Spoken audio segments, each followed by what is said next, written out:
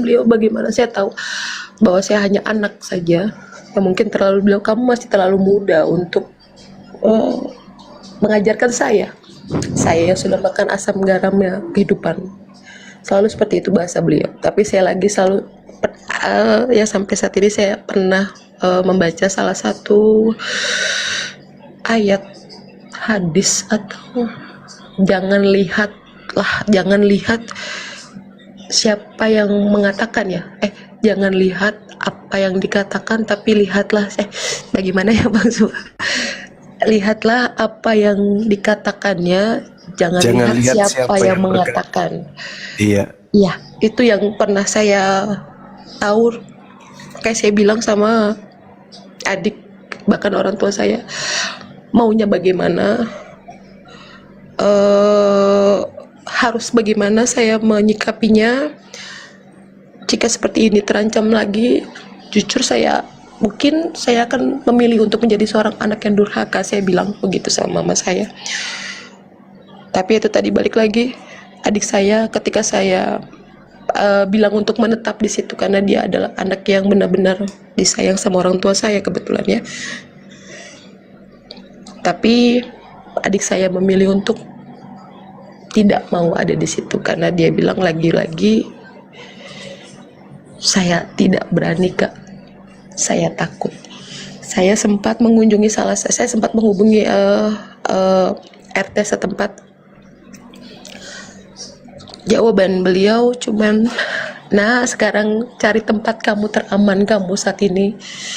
Saya tidak bisa memberikan kamu perlindungan lebih karena saya juga bingung karena kamu masih hak dari orang tua kamu, seperti itu. Jadi akhirnya saya memilih untuk membawa adik saya ke Lampung.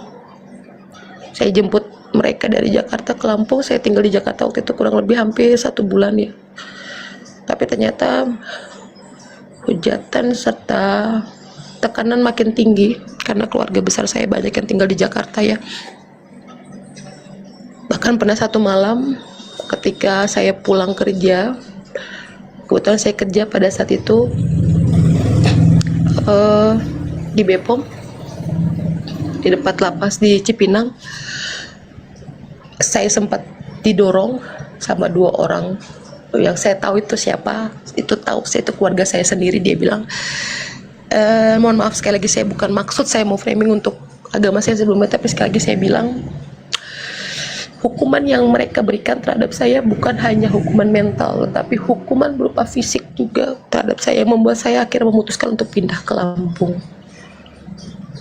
Seperti itu Bang Zuma dan teman-teman. Jujur saya tidak pernah menyalahi orang tua saya, tapi saya menyalahi atas tindakan yang beliau selalu bilang bahwa kita hidup berpancasila. Tapi padahal di keluarga saya pun tidak hanya satu agama yang kami miliki, bahkan kami memiliki agama Tionghoa serta Buddha karena kami dari keturunan Cina ya, karena dari Chinese dari nenek saya. Kenapa hanya ketika Islam menjadi pilihan itu menjadi sebuah perdebatan panjang di keluarga kami. Seperti itu saja yang membuat saya merasa kenapa harus sekeras ini kalian memberikan hukuman kepada kami, sedangkan di keluarga kami adalah keluarga yang memiliki beragamnya agama.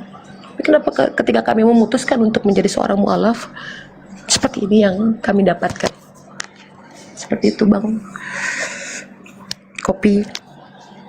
Jadi sekali lagi saya bilang, saya tidak maksud untuk menjelekkan agama saya sebelumnya, tapi memang itu yang saya dapatkan dan saya rasakan. Seperti itu.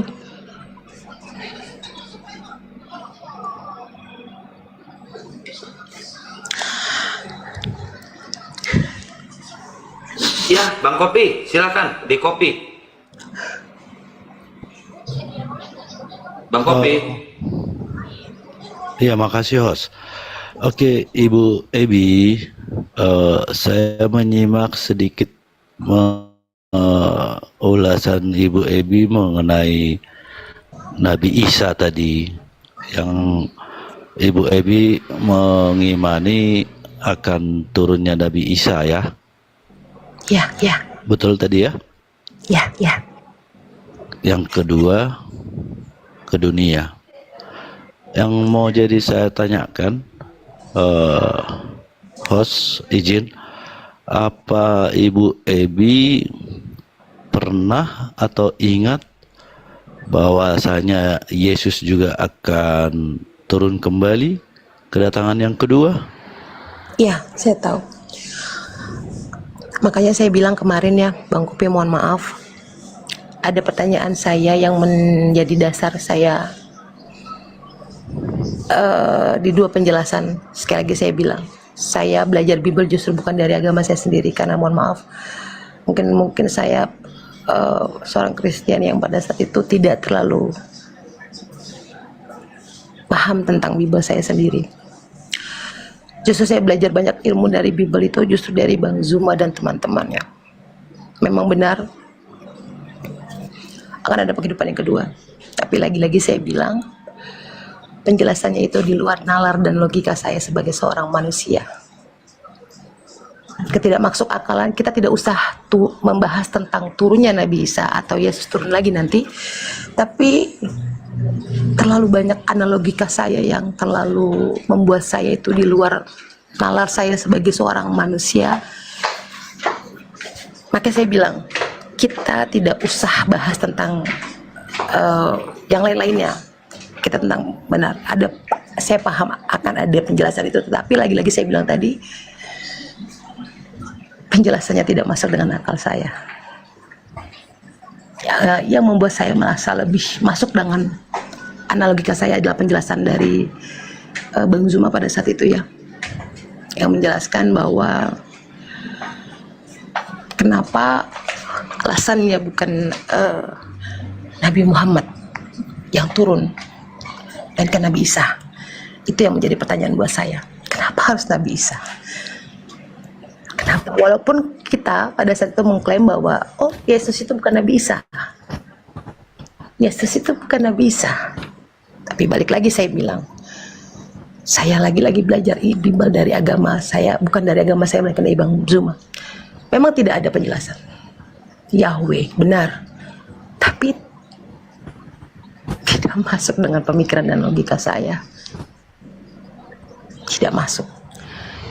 Penjelasannya itu sangat di luar analogika saya. Saya tidak merasa lebih pintar, tapi lagi-lagi saya bilang,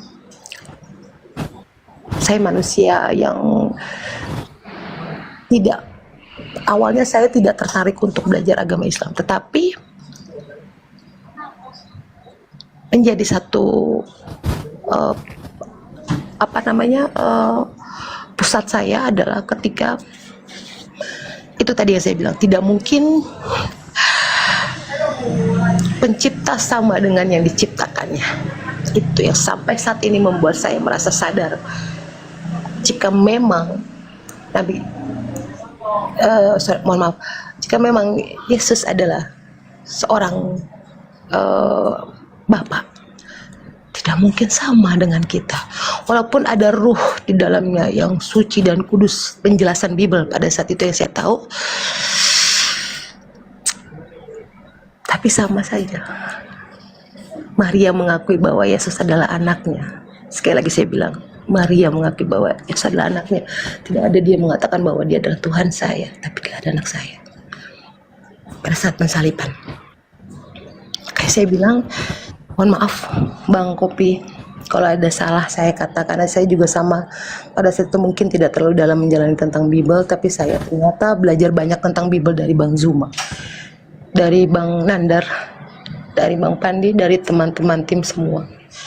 Saya belajar Bible justru dari beliau-beliau ini, bukan dari keluarga saya sendiri, karena saya hanya diajarkan bagaimana itu ibadah minggu, bagaimana cara kita beribadah, tapi tidak secara detailnya.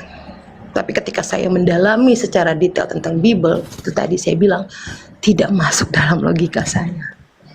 Sebagai saya manusia, setiap ucapannya tidak ada yang setiap penjelasannya yang saya dapatkan, yang saya pelajari, seperti yang Bang Zuma, bahkan saya salah satu fansnya Bang Juma mungkin ya sekarang. Pada saat itu mungkin saya bukan penghujat, tetapi saya menyimak Uni Rifa, Bang Zuma. Saya menyimak dan saya mendalami. Bahkan Bang Nandar yang membuat saya merasa kagum. Ternyata beliau-beliau ini lebih mengetahui Bible sendiri daripada saya.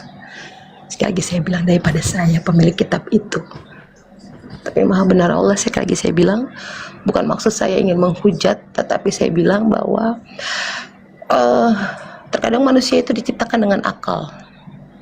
Manusia itu, sekali lagi saya bilang, manusia diciptakan dengan akal. Dan ketika akal saya gunakan untuk melihat salah satu fenomena di mana keluar dari jalurnya, mohon maaf, saya harus mengambil langkah di mana saya harus memutuskan untuk jadi seorang mualaf. Seperti itu, Bang Kopi. Oke, mungkin bisa saya tambah penjelasan dari pertanyaan saudara. Saudara Kopi, jadi Islam datang setelah Nabi yang datang kepada Bani Israel itu dituhankan.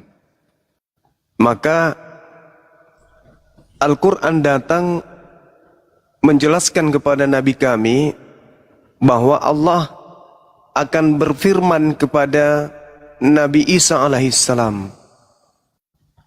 Jadi Al-Quran menjelaskan Allah akan bertanya kepada Nabi Isa alaihissalam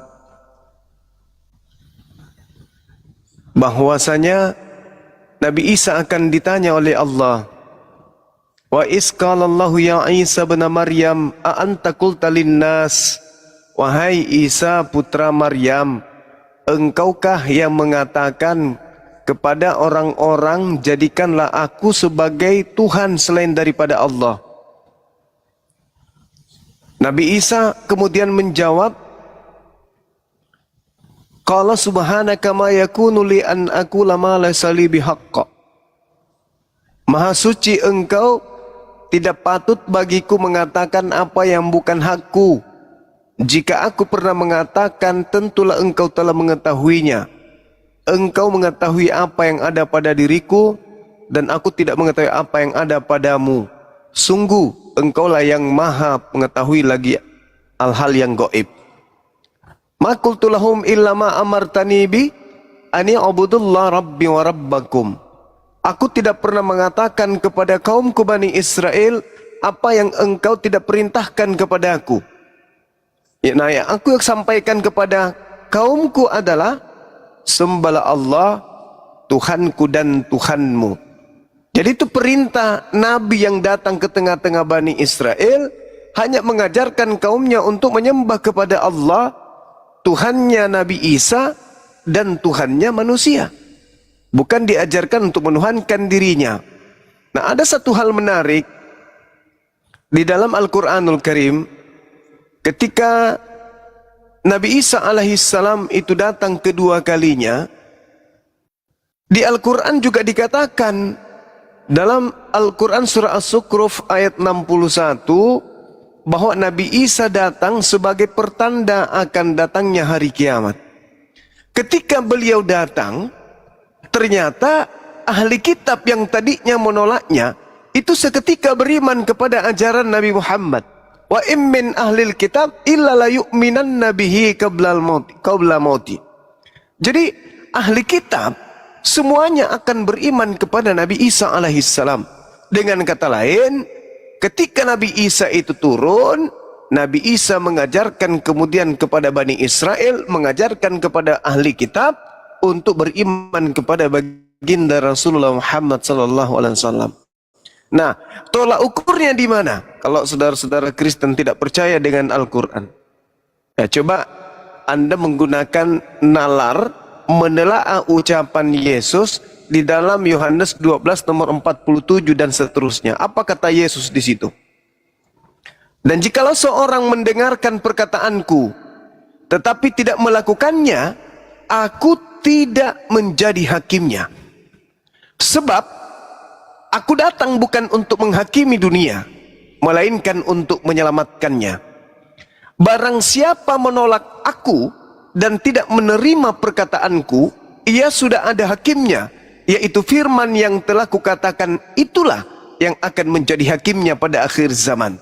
Jadi kalau umat Islam dan juga orang Kristen diperhadapkan dengan Yesus, kata Yesusnya, barang siapa yang menolak aku dan tidak menerima perkataanku, dia sudah ada hakimnya, yaitu firman yang telah kukatakan, itulah yang akan menjadi hakimnya pada akhir zaman. Nah, Yesus mengatakan firman di tengah kaumnya.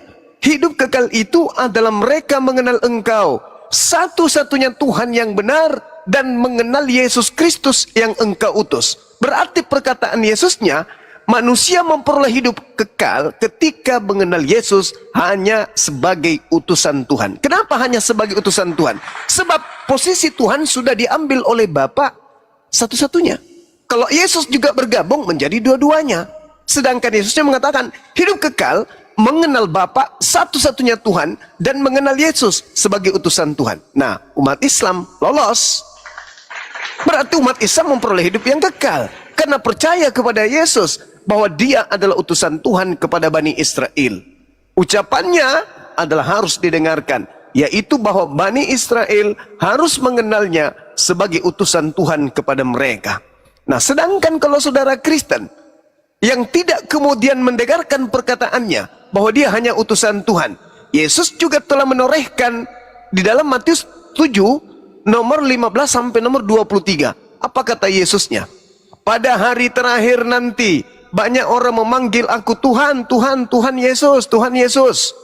Bukankah kami bernubuat pakai namamu, wahai Tuhan Yesus, bermukjizat, mengusir setan pakai namamu? Apa kata Yesus? Pada saat itulah aku Yesus akan berterus terang kepada mereka, enyahlah daripadaku, aku tidak mengenal kalian, kalian semua adalah pembuat kejahatan. Nah, berarti Kristen yang selama ini memanggil Yesus Tuhan, bernubuat, mengusir setan, bermukjizat, semuanya akan diusir, dianggap penjahat. Dan kejahatan itu, pelaku kejahatan itu tempatnya di neraka. Nah, inilah yang disesalkan ketika kebenaran ditorehkan kemudian oleh Bible, dan kemudian Al-Quran menguraikan kebenaran yang muncul kemudian di permukaan tentang dua agama ini, lalu ditolak. Inilah yang disebut ulaika hum syarrul bariyah, seburuk-buruknya makhluk. Kenapa? Kebenaran telah datang kepada mereka, tapi mereka kemudian menolak kebenaran itu dengan lebih mengedepankan kepada dogma dan doktrin iman semata, kepercayaan semata, keyakinan semata, tanpa berlandaskan kepada dalil dan data secara akurat. Saya kira begitu tambahannya. Jadi ketika Nabi Isa alaihissalam datang, ketika Yesus itu datang, maka itulah awal kehancurannya orang-orang yang menuhankan dirinya. Kenapa? Karena ada dua tanda yang diberikan kemudian Yesus sebelum dia terangkat ke langit. Apa kata Yesus? Angkatan jahat ini minta satu tanda kepada aku, dan tidak akan diberikan satu tanda kepada angkatan jahat selain tanda Yunus. Sebab Yunus 3 hari 3 malam dalam perut ikan, demikian juga anak manusia akan berada pada perut bumi selama 3 hari 3 malam. Itu tanda untuk siapa? Tanda untuk angkatan jahat. Di mana tertulis? Matius 12 nomor 38 sampai nomor 40. Lalu mana tanda untuk angkatan benar? Tanda angkatan benar adalah ketika kemudian aku datang, maka akan nampak aku sebagai anak manusia di tengah langit. Bukan di tengah kuburan, tapi di tengah langit. Seluruh manusia akan datang meratap, dan seluruh manusia akan melihat aku. Matahari menjadi gelap, bulan tak bercahaya, bintang akan berjatuhan, kuasa langit akan berguncang. Ini tanda terhadap orang benar.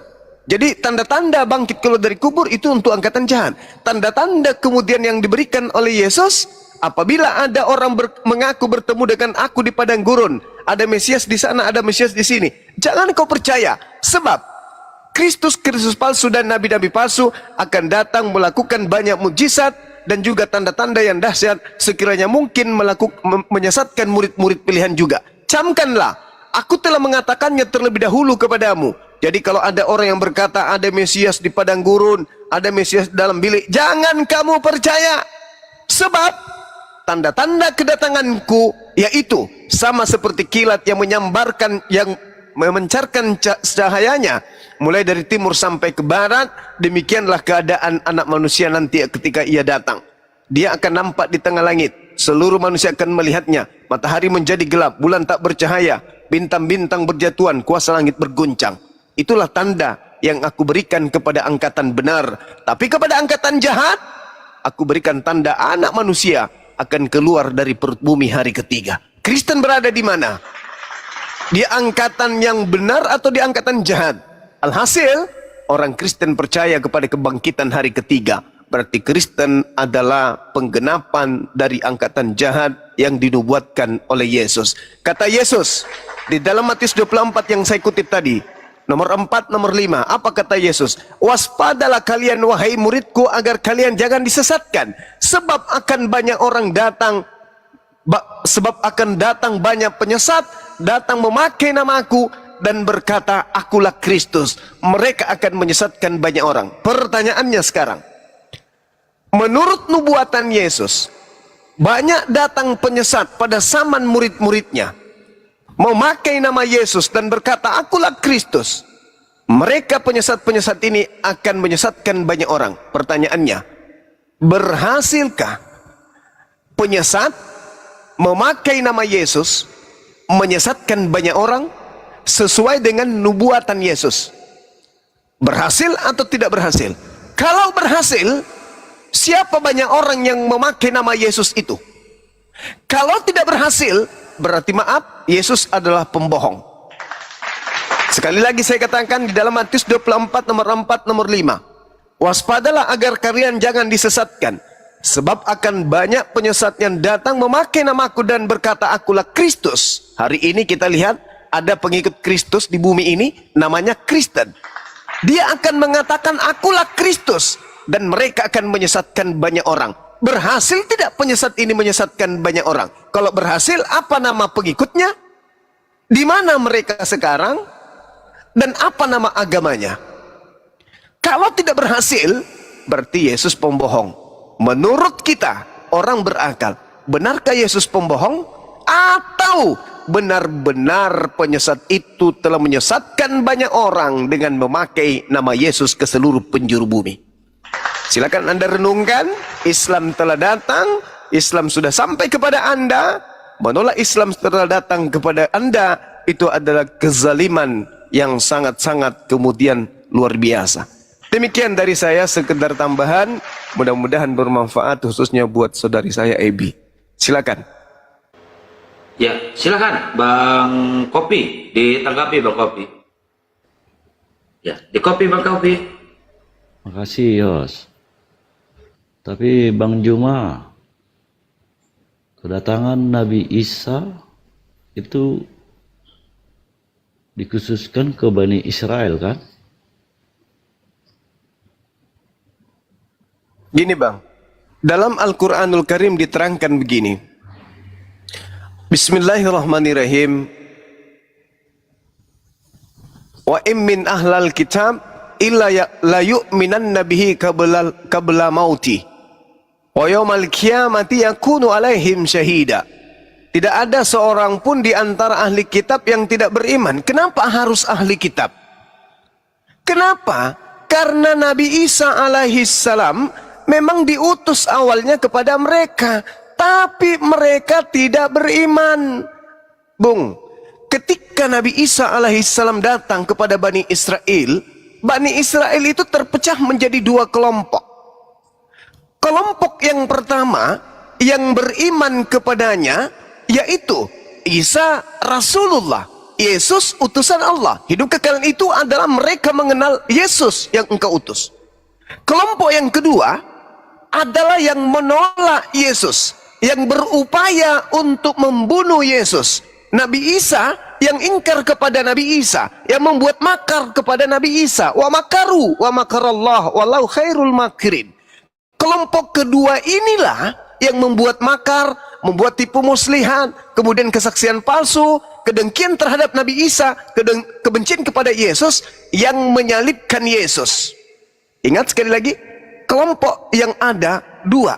Pertama yang beriman, mengimani Isa atau Yesus, sebagai utusan Tuhan dan tidak ada upaya untuk penyaliban. Sementara kelompok yang kedua, ada yang menolak Yesus, menolak Kristus, atau menolak Mesias. Nah, kelompok inilah yang berupaya membunuh Yesus, akhirnya berujung kepada penyaliban.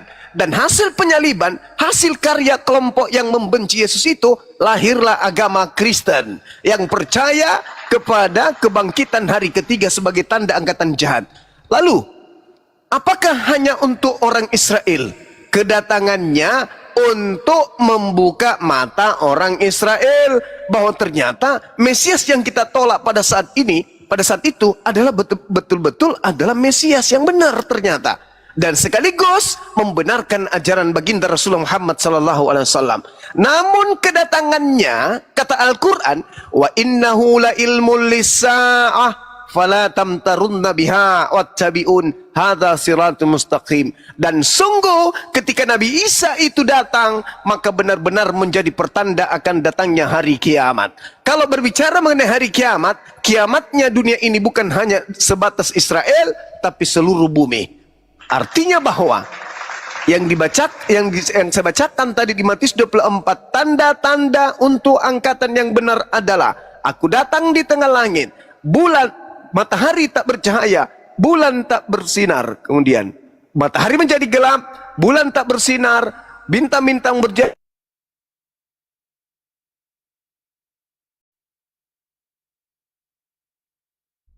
Berarti sedangkan Al-Quran, wa innahu la ilmul lisa'ah fala tamtarunna biha. Ketika datang Nabi Isa, itulah pertanda akan datangnya hari kiamat. Yang diterangkan Matius 24, tentu hari kiamat. Kenapa? Matahari menjadi gelap, bulan tak bercahaya, bintang-bintang berjatuhan menimpa bumi dan seterusnya. Pasti kiamat. Nah, kiamat itu untuk seluruh manusia, bukan hanya untuk Israel.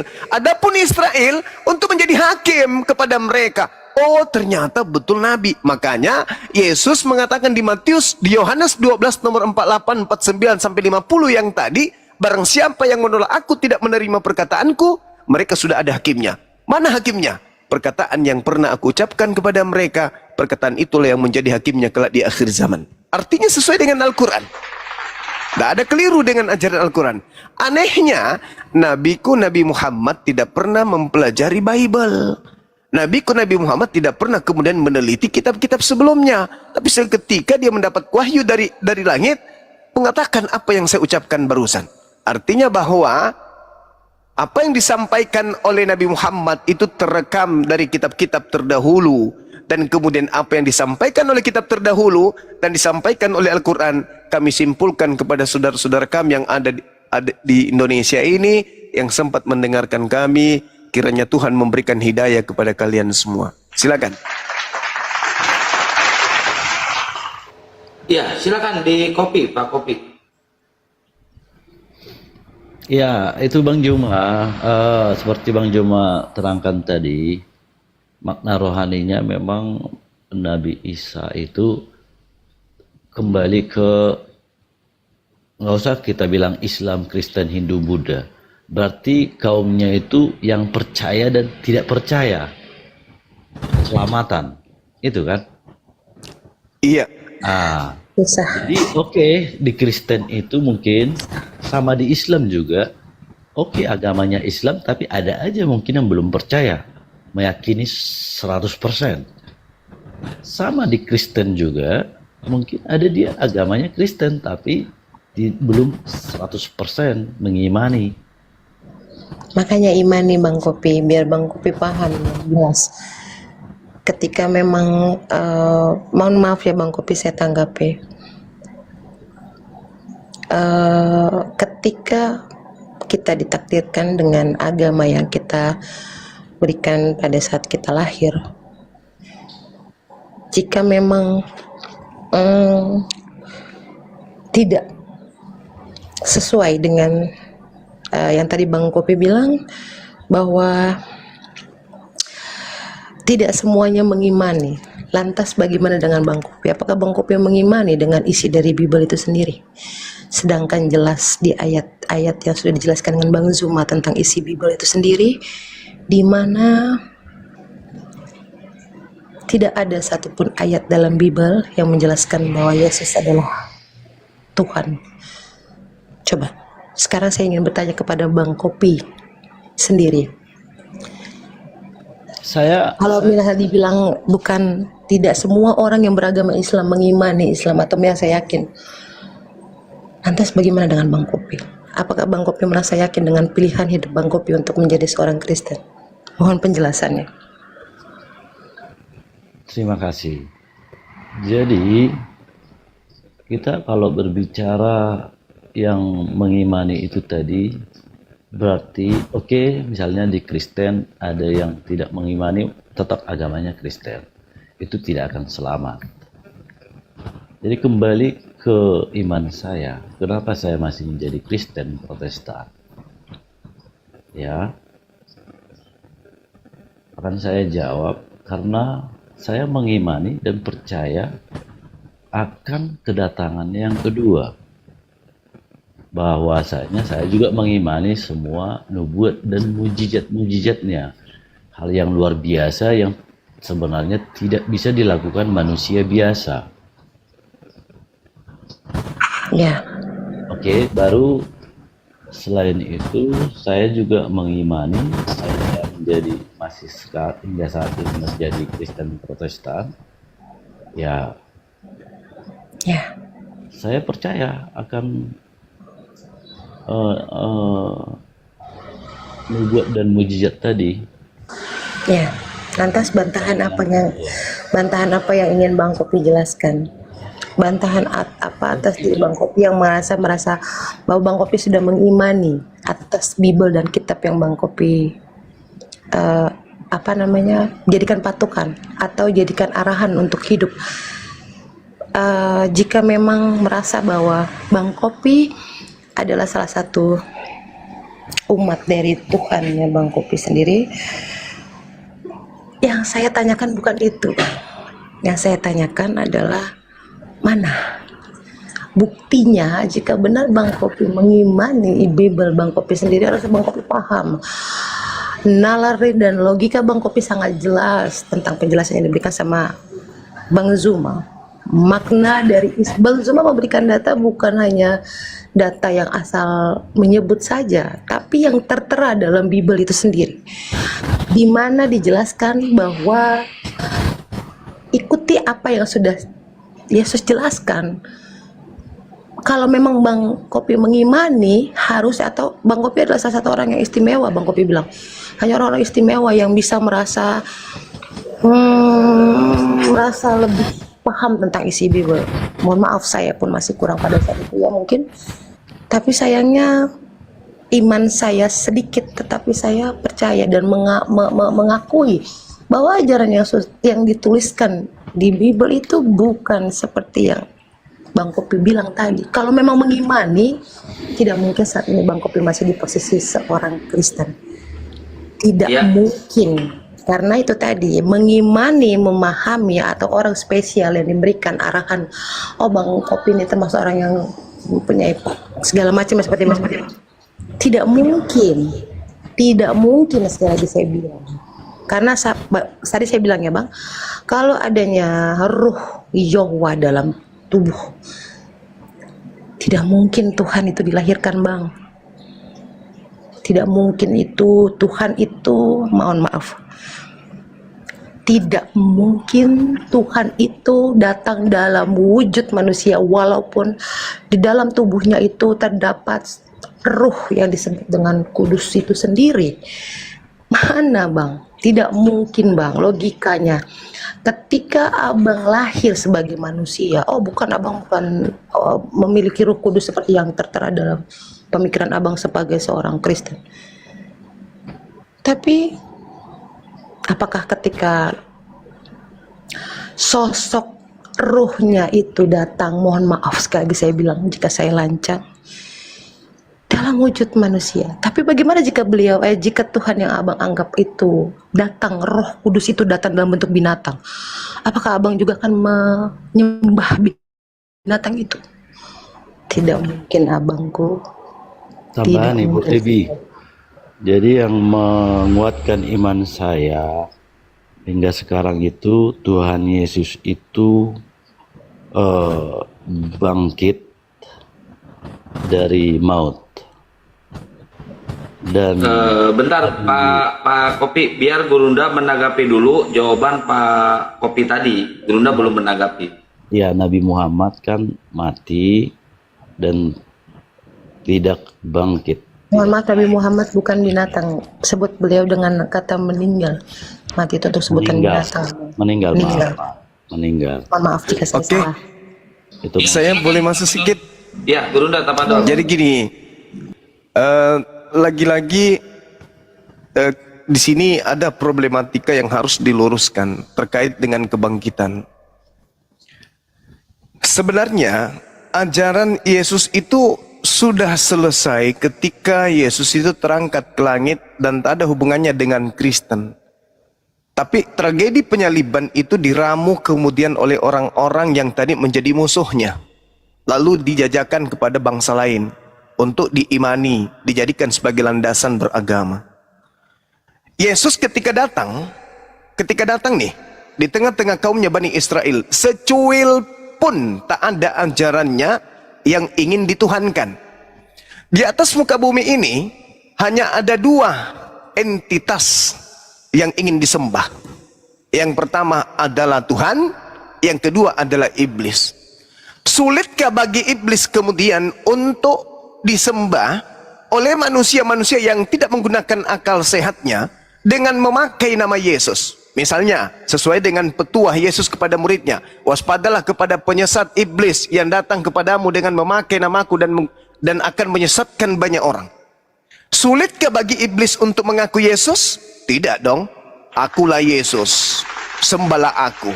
Sedangkan Yesus yang asli ketika datang di tengah-tengah Bani Israel sudah memberikan resep hidup kekal adalah satu, beriman kepada yang mengutusku sebagai satu-satunya Tuhan dan beriman kepadaku sebagai utusan Tuhan. Dah selesai, titik, nggak ada lagi tambahan-tambahan. Akan tetapi yang namanya penyesat yang sudah dinubuatkan akan mencari pola dan akan melihat ritme kehidupan manusia anak keturunan Adam yang ingin digiringnya masuk ke dalam api neraka. Maka kalau saudara mengatakan, kenapa saya masih mempertahankan iman saya? Karena Yesus bangkit dari kubur, Nabi Muhammad tidak bangkit.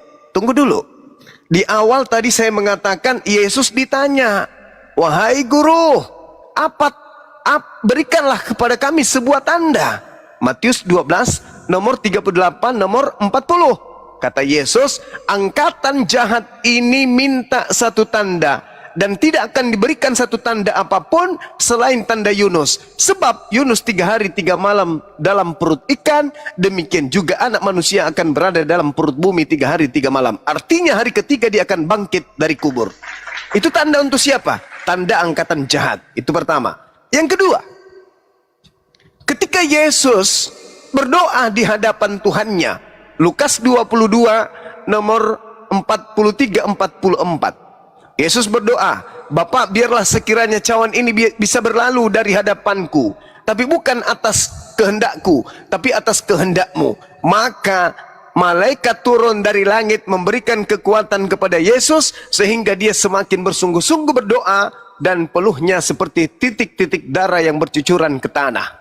Artinya, Yesus ketika berdoa untuk diselamatkan, Tuhan mendengarkan doanya dan turun malaikat untuk memberikan kekuatan. Itu yang kedua.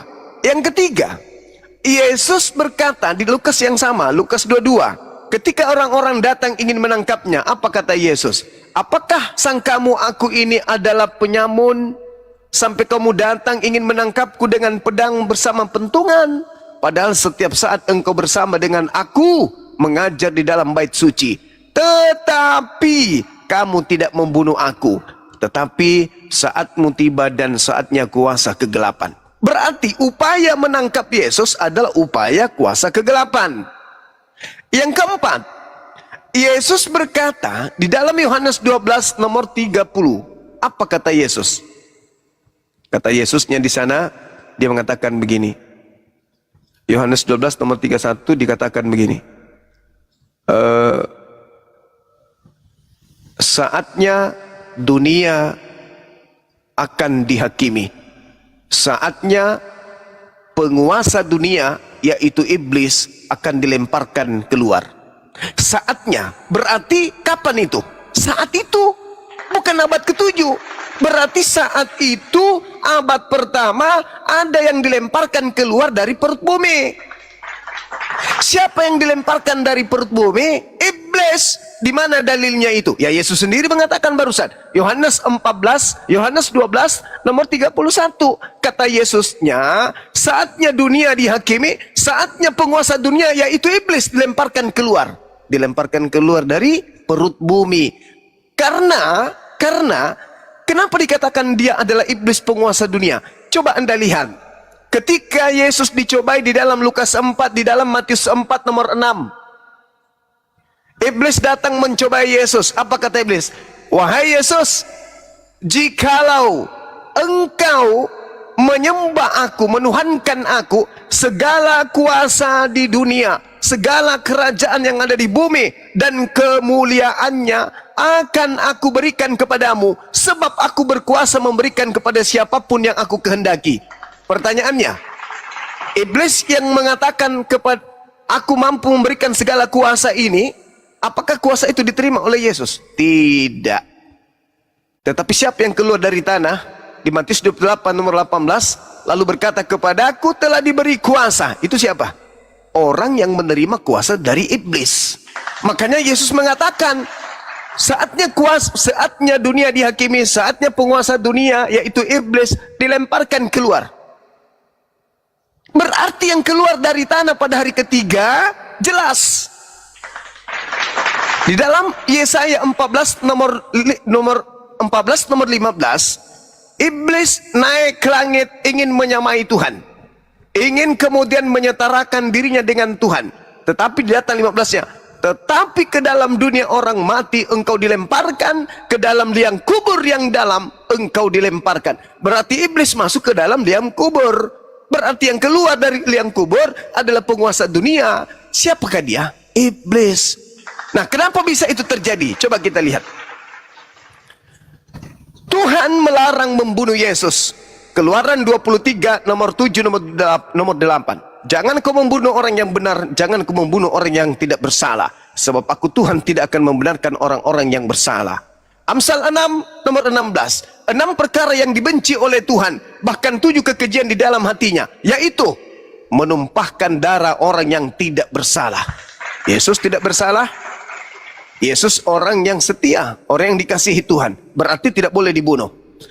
Larangan demi larangan terhadap pembunuhan kepada Yesus itu berasal dari kitabnya orang Yahudi dan juga ucapan Yesus itu sendiri. Jangan kau membunuh. Jangan kau membunuh. Jika engkau ingin memperoleh hidup yang kekal, jangan kau membunuh. Itu berarti nggak boleh membunuh Yesus. Yang kedua, pola yang kedua yang sebaliknya, iblis menginginkan kematian terhadap Yesus. Imam kepala mahkamah agama melakukan kesaksian palsu dan juga tipu muslihat untuk membunuh Yesus. Yudas mengkhianati Yesus. Semua yang dilakukan oleh orang-orang pembenci Yesus itu adalah berupaya untuk membunuhnya. Pertanyaannya, diamkah Tuhan ketika orang yang dicintainya diniatkan untuk dibunuh bekerjasama dengan iblis? Atau Tuhan akan menyelamatkan dari kematian dan menggantikan kematian orang benar ini dengan orang fasik? Karena di dalam Amsal 21 nomor 18, pengkhianat dipakai sebagai ganti orang yang benar dan orang fasik sebagai tebusan orang yang jujur.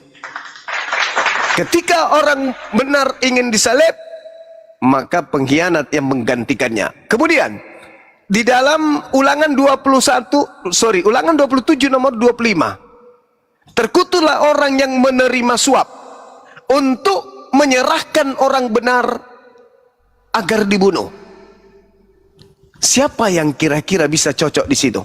Terkutuklah orang yang menerima suap untuk menyerahkan orang benar untuk dibunuh. Galatia 3 nomor 13.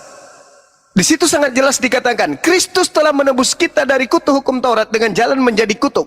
Sebab ada tertulis, terkutuklah orang yang digantung di atas tiang salib. Kira-kira pantas tidak Yesus dikutuk? Apa yang menyebabkan Yesus dikutuk? Sedangkan ada kandidat yang memenuhi syarat untuk dikutuk, kenapa bukan dia? Pengkhianat, dia orang fasik, dia dikutuk oleh Elohim, dia penerima suap, dia yang mau menyerahkan orang benar untuk disalib. Lalu salib ini adalah hukuman oleh Tuhan. Orang yang melakukan dosa yang sepadan dengan hukuman mati, dan salib ini adalah hukuman yang orang yang dikutuk oleh Tuhan. Pantaskah Yesus duduk di situ? Tidak pantas. Lalu siapa yang pantas di sana? Yudas. Bisakah Yudas dirasuki tubuhnya oleh iblis, lalu keluar pada hari ketiga, lalu mengaku aku adalah Yesus, sementara Yesus mengatakan, waspadalah kepada penyesat yang datang kepadamu memakai nama aku dan berkata akulah Kristus, dia akan menyesatkan banyak orang.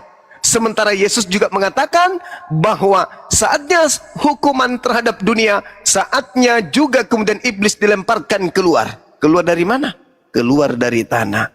Lalu yang keluar dari tanah mengatakan, kepada aku telah diberi kuasa, pergilah ke seluruh dunia, jadikanlah seluruh bangsa menjadi muridku. Kenapa kami umat Islam tidak mau menjadi sasaran kristenisasi pemurtadan?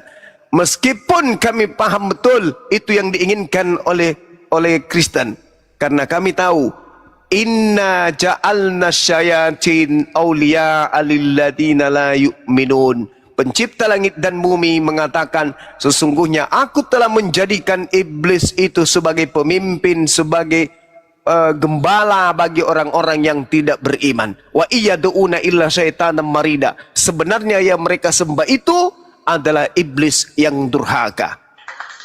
Makanya kami berpendapat sesuai dengan ajaran di Bible, yang keluar dari tanah pada hari ketiga itu adalah iblis. Makanya hari ini saudara Kristen kita itu kehilangan akal sehat dalam beragama. Masuk akal tidak? Tuhan pencipta langit dan bumi turun ke bumi jadi bayi, dibunuh oleh ciptaannya. Tidak masuk akal. Kenapa dia diimani? Ajaran itu diimani. Karena itu tadi Yesus berkata, waspadalah kepada penyesat yang datang kepada memakai namaku. Dia akan menyesatkan banyak orang. Pertanyaan saya ulang lagi kembali. Berhasilkah nubuatan Yesus ini tergenapi? Berhasilkah penyesat memakai nama Yesus untuk menyesatkan banyak orang? Kalau berhasil, mana banyak orang yang disesatkan atas nama Yesus Kristus ini? Dan kalau tidak berhasil, berarti nubuatan Yesus gagal. Berarti Yesus ini adalah pendusta. Saya kira demikian saudara-saudara. Mohon maaf panjang. Saya kembalikan kepada host. Baik, Masya Allah. Pak Kopi, silakan monitor Pak Kopi ditanggapi. Silakan, makasih Os. Siap. Jadi Bang Juma,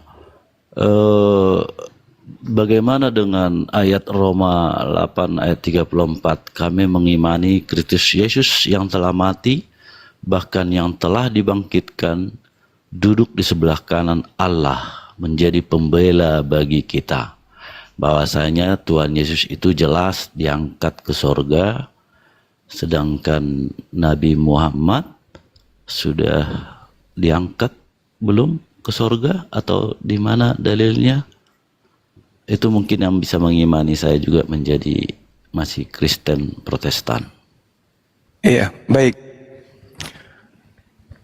Jadi gini, kami tidak berpola keselamatan itu karena keluarnya manusia dari kubur lantas kemudian terangkat ke langit. Itu bukan pola iman kami. Al-Quran mengatakan, wala tahsabanna alladhina qutilu fi sabilillahi amwata bal ahya inda rabbihim yurzaqun. Jangan sekali-kali kamu mengira bahwa manusia yang gugur berjuang di jalan Allah itu mati. Sebenarnya mereka itu hidup di sisi Tuhannya mendapatkan rizki. Dalam Al-Quranul Karim jelas sekali dikatakan Nabi Isa itu terangkat ke langit. Itu iman kami. Tetapi tidak mengalami penganiayaan terlebih dahulu. Sesuai dengan ucapan Yesus sendiri, bahwa dia tidak akan mati dahulu. Petrus juga mengatakan itu, bahwa Yesus tidak mengalami kematian. Di dalam khotbah Petrus, Kisah Para Rasul 2, nomor 29, nomor 30, 31, 32, 33. Jasad Yesus tidak mengalami kematian, dan jasadnya kemudian tidak ditinggal di kubur. Berarti langsung terangkat. Nomor 33-nya, malaikat Tuhan atau tangan kanan Tuhan Elohim mengangkatnya ke atas, ke langit. Nah, sekarang ketika Anda mengatakan bahwa Yesus itu terangkat lalu duduk di sebelah kanan Tuhan, saudaraku, ini surat yang ditulis oleh Paulus. Sementara Yesus mengatakan, waspadalah kepada penyesat yang datang kepadamu dengan memakai namaku.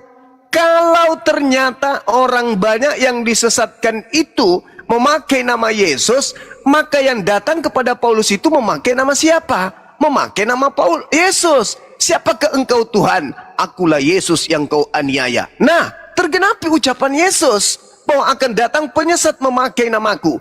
Sedangkan kalau Anda melihat nyata di dalam kitab saudara bahwa Yesus dikatakan begini di Ibrani 9,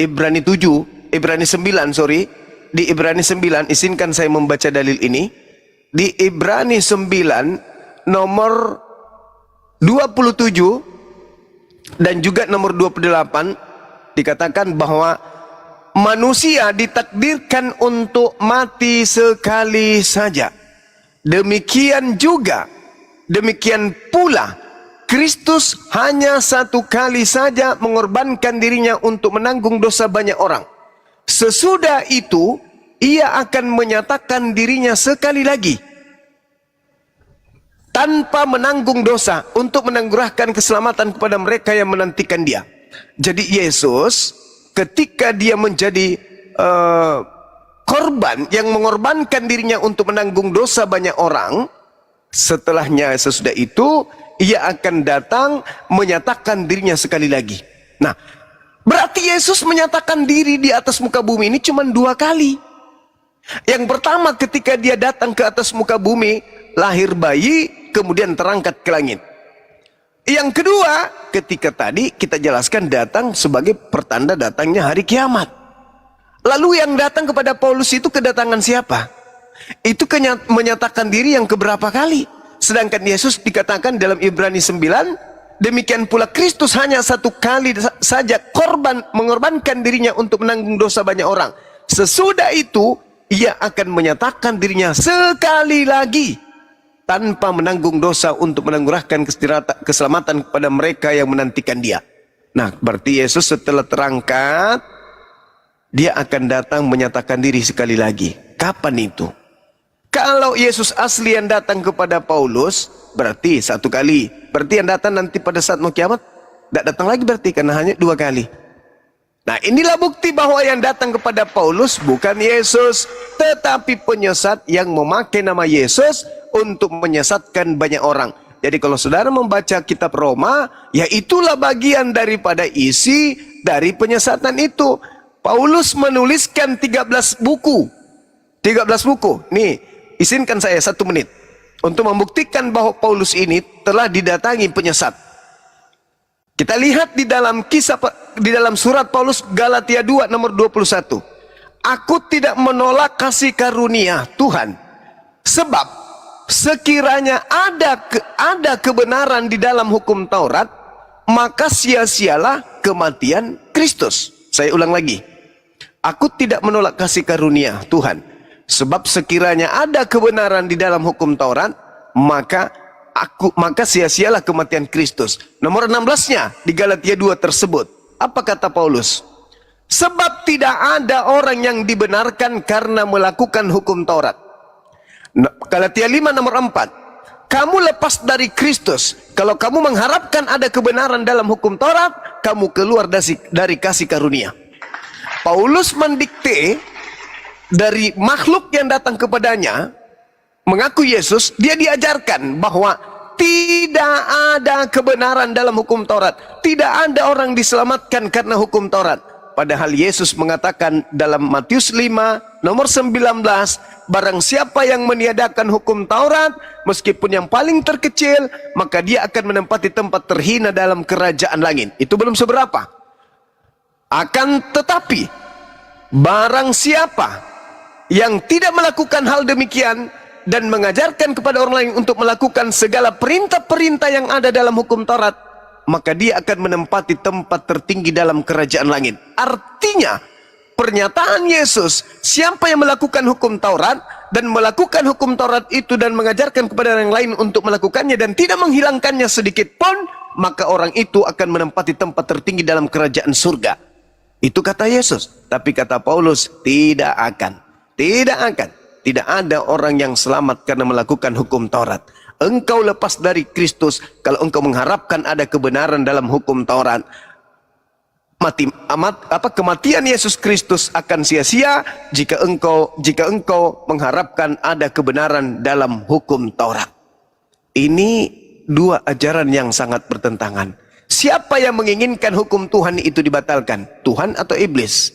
Siapa yang menginginkan aturan Tuhan yang datang kepada Adam itu dihilangkan? Adam atau iblis? Ketika satu perintah jangan kau mendekati buah pengetahuan ini, iblis datang menghapus itu. Ketika Tuhan datang mengajarkan kemudian perintah hukum Taurat kepada Bani Israel, iblisnya mengapain? Iblisnya ngapain? Tidur, pensiun, atau berusaha menghilangkan hukum itu agar manusia ikut kepada dia masuk ke dalam api neraka jahanam. Itu aja Bung yang ingin saya katakan, bahwa Paulus mengajarkan 13 buku. Ingat, di dalam Galatia 1 nomor 1, aku menerima Injil bukan dari manusia. Bukan manusia mengajarkan aku Injil, tetapi Yesus Kristus. Diulang lagi di Galatia 1 nomor 11 nomor 12, diulang lagi sama dia. Sekali lagi aku katakan kepadamu, bukan aku menerima Injil dari manusia, bukan manusia mengajarkan aku Injil, tetapi Yesus Kristus. Berarti dia mengakui bahwa Yesus itu bukan manusia. Sedangkan di dalam 2 Yohanes 1 nomor 7, siapakah penyesat itu? Siapakah iblis itu? Bukankah dia yang pergi ke seluruh dunia yang tidak mengakui bahwa Yesus Kristus datang sebagai manusia? Wahai Paulus, ya paman, yang datang kepadamu siapa? Yesus Kristus. Manusia atau bukan? Bukan. Berarti dia antikristus. Jelas itu. Itu nggak bisa diragukan berdasarkan data. Tapi kalau berdasarkan lidah-lidah panjang, ya pasti beda lagi ceritanya. Silakan. Bang Zuma, izin menambahkan sedikit boleh? Boleh, silakan. Mohon maaf buat abangku, Bang Kopis. Mohon maaf jika saya lancang. Izin Bang Zuma dan semuanya. Sedikit menambahkan saja. Ada statement dari Bang Zuma bahwa pertanyaan yang tadi, Yesus diangkat berada di surga dan Nabi Muhammad kemana? Saya bilang sama Bang Kopi, apakah Bang Kopi melihat bahwa Yesus ada di dalam surga? Sedangkan kita sebagai manusia saja, kodratnya manusia itu untuk masuk ke dalam surga saja itu melalui beberapa hisab atau timbangan ya Bang Zuma, mohon maaf kalau salah. Kita akan ditimbang dengan amal dan perbuatan kita. Tidak segampang itu. Jika memang Bang Kopi merasa bahwa oh Yesus Kristus sudah berada di surga, itu hanya sebuah kalimat yang tertera di Bible. Saya bisa balikan lagi. Apakah Bang Kopi sudah pernah melihat Yesus Kristus berada di dalam surga? Di mana Bang Kopi mengatakan bahwa kemana Nabi Muhammad? Apakah sudah di surga juga? Mohon maaf Bang Kopi, izin sedikit menambahkan bahwa analogika tentang surga dan neraka, di mana Tuhan Yesus ya pada saat itu, mohon maaf sekali lagi, Yesus Kristus pada saat itu mengorbankan darahnya untuk menghapus dosa-dosa umatnya. Saya coba sedikit menganalogikan. Seperti yang Nabi Muhammad pernah ucapkan kepada Allah Subhanahu wa Ta'ala, di mana Nabi Muhammad meminta kepada Allah bahwa umat saya untuk dibebaskan dari neraka, tetapi tidak menjadi sebuah jaminan umat Islam itu akan sepenuhnya masuk surga, walaupun nanti akan ada beberapa hisab dan perjalanan seperti yang tadi Bang Kopi bilang. Analogikanya kita mainkan sedikit. Ketika Tuhan mengorbankan untuk mensucikan umatnya yang salah, lantas buat apa Tuhan menciptakan surga dan neraka? Kenapa tidak langsung saja diciptakan surga saja tanpa sebuah neraka? Jika memang Tuhan memberikan surga sepenuhnya kepada umat Kristen melalui darah yang sudah dikorbankan, buat apa diciptakan itu? Jika memang Tuhan sudah meyakinkan dan merasa yakin atau kepada umat Kristen untuk memasukkannya ke dalam surga, buat apa diciptakan neraka? Bukan Buat bukan apa? cuman umat Kristen, Ibu Edi. Ya, makanya saya bilang tadi sama Manusia Bang yang Kopi, percaya. manusia. Ya, percaya.